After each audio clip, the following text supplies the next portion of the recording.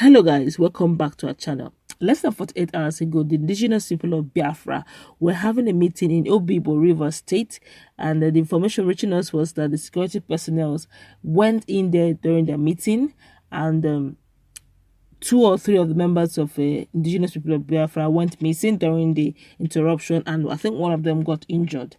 But a new group, or rather an existing group, have decided to do the needful as they clamor that it is getting out of hand and enough is enough. But before we go into the news proper and further analysis, would you like you to subscribe to our channel by clicking on the red subscribe button. Beside it, you will see a bell notification icon. Please go ahead, click on it to get notified as soon as we update our channel on YouTube. Well, an Igbo group, Igbo Niine Kwezuonu, that's the name of the Igbo group, on Monday announced its plan to drag the federal government of Nigeria to the International Court of Justice as a result of constant killing of Igbo youth who were clamoring for an independent Biafra republic.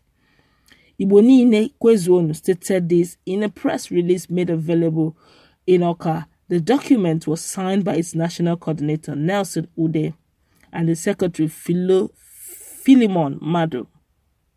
According to the statement, the contemplation to have showdown with the Nigerian police or an alternatively drag them to the International Court of Justice came to us following series of confrontations the police were having with Igbo youth under the auspices of the indigenous people of Biafra and the movement of the actualization of the sovereign state of Biafra, that's Masob, Ipob and Masob, when a good number of the agitators lost their lives.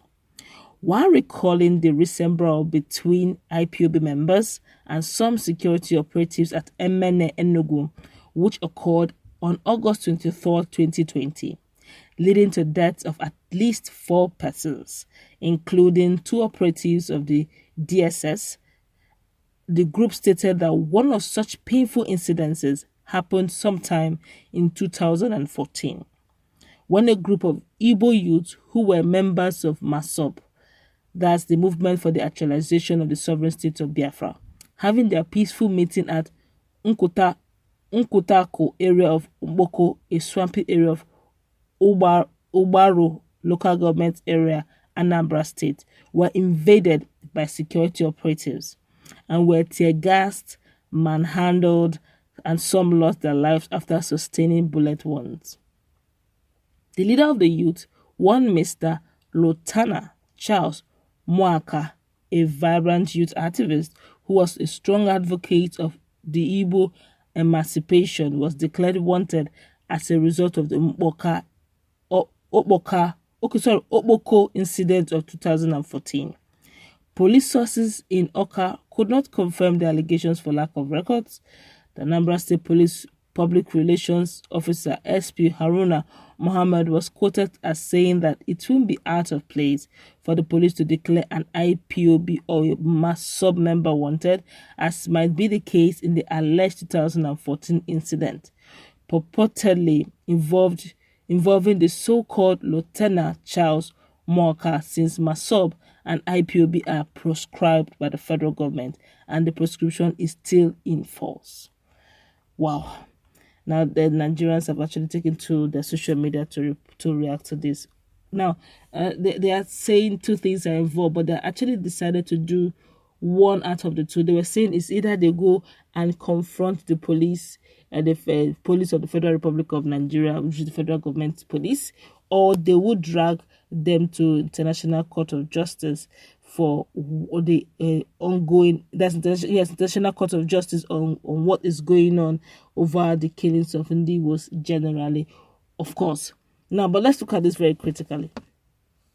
If they are to take the Ndigos, that's the federal government, to the court, International Court, over so many things that's going on. To start with, that's why if you check our feed, the first one we carried, I made mention of working in synergy.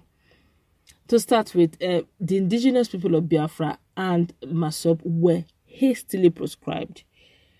And if you take the federal government, they'll quickly say that these guys are the proscribed terrorist group.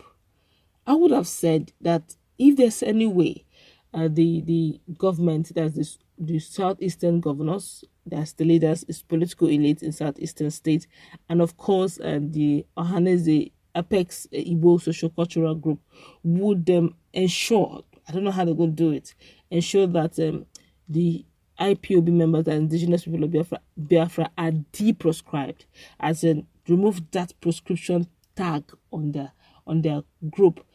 And because that's like more like an excuse, that's more like a way of, legitimizing whatever it is they're doing. Because it's just like saying those who have been proscribed, they're now taking the court. But if you look at it very critically, let's be real to ourselves.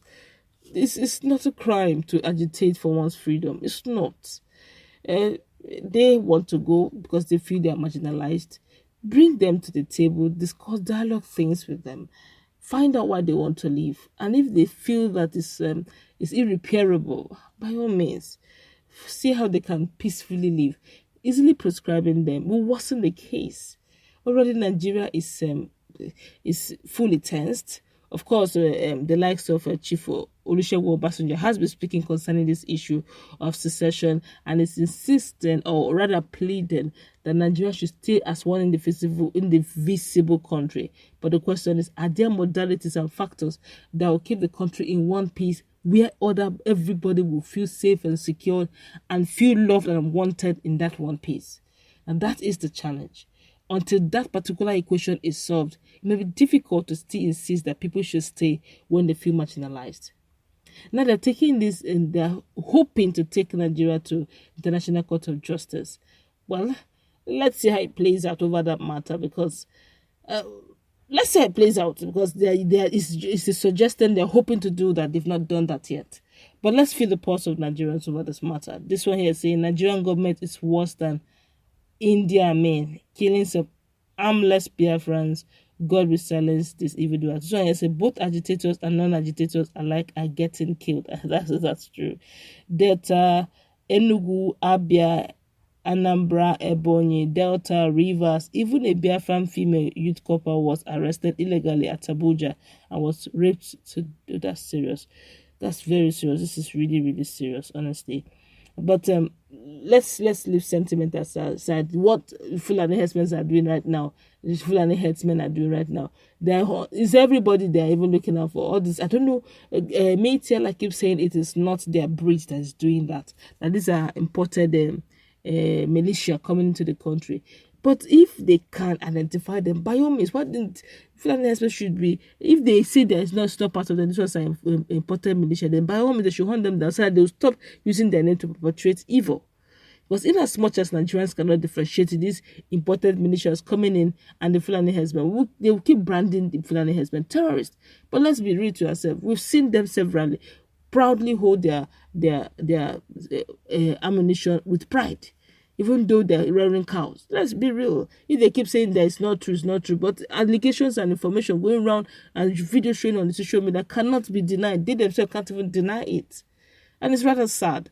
And now, with all these senseless killings going on everywhere, why won't there be people saying, look, because since nobody can defend the security of Nigeria as it is now getting very bad, everybody's now thinking, maybe we should just go separate ways.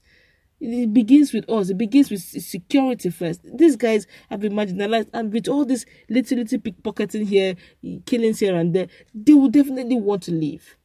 But honestly, with that issue of taking them to court, international criminal, I don't know how it's going to play out, but we will keep you informed as the processes start. If eventually this group will make due with their promise of taking the federal government, of course, to court. But yeah, this one here is saying, yes, drag the police and their government to world court. Seriously, things are getting out of hand. Yes, this is just simple truth with actions needed now. Biafran government and UN, USA, Israel, UK, and so on take note, as is saying everybody should take note in what is going on. Well, if honestly, if this would help to stop the genocide and the level of mayhem going on in the country, honestly, it's a welcome idea. It's lives should matter in Nigeria, but I don't know. Who knows? Anything is possible. If what happened in Edo State, where Godfatherism was truly crushed, Anything is possible in this country. All it takes is, determination and drive. That's why we're going to wrap it up. What's your take? Do you honestly believe that this group, Igbo Kweni group, can actually successfully drag the federal government to international court? Time will tell. Let's meet in the comment section. What's your take? Do you agree? Do you disagree? Do you believe that it's doable? Well, everything to me is possible in this world just with drive and belief. And of course, with passion to make it done. Let's interact in the comment section. Don't forget to like, share, and subscribe to our channel. Stay tuned for more updates on this.